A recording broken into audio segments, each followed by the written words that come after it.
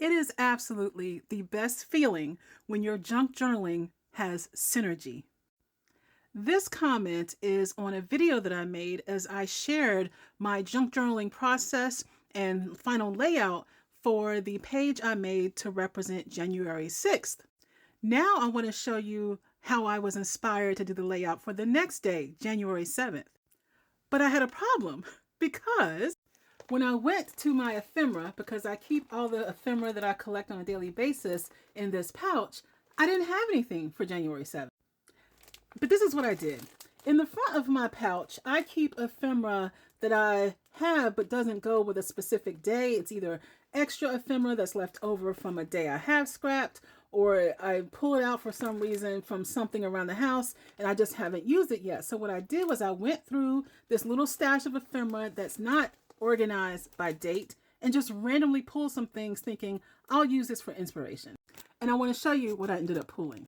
I have this wrapper from some packaging. I have this Ollie's postcard that I got while visiting. Some leftover stuff from the SpongeBob collaboration with Burger King. A band from an event my husband went to. A wrapper from something I put in my water, my flavor waters. Water to add flavor to my water. This page that my mother had found in a book for a little brochure of things that happened back in 1929, some wrapping from churches, this "You Are a Star," and this is incense packaging, the planet and the moon. And if you know me, you may know that when I do junk journal, I use a composition notebook which has blank white pages, right? But I don't like to lay down my junk on blank white pages. I like to put down book page ephemera.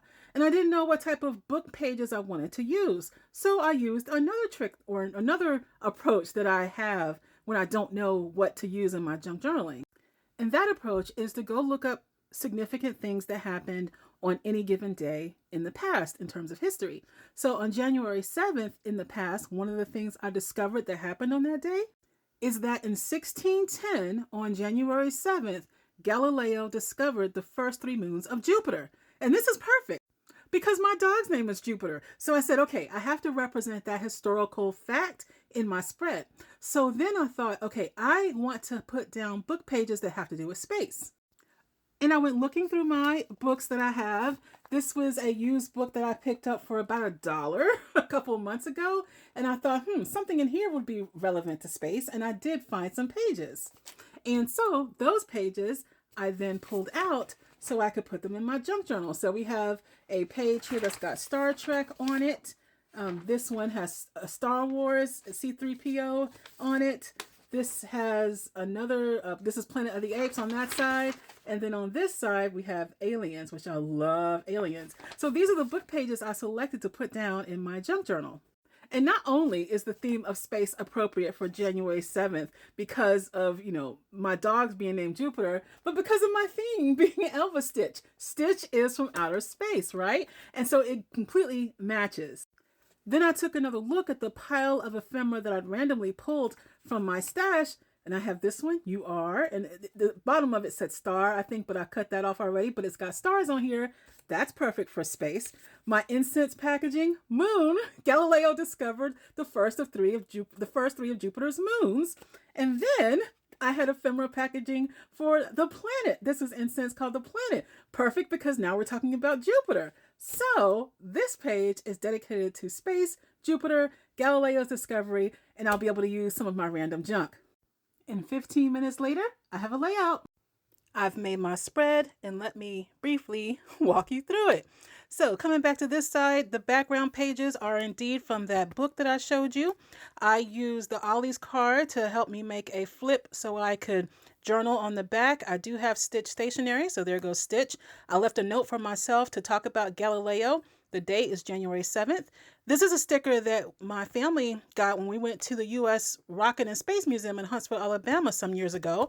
So there's some ephemera I get to use. Here's the "You Are" thing I showed you earlier. I do have some Stitch stickers. So this says Alien Wildlife.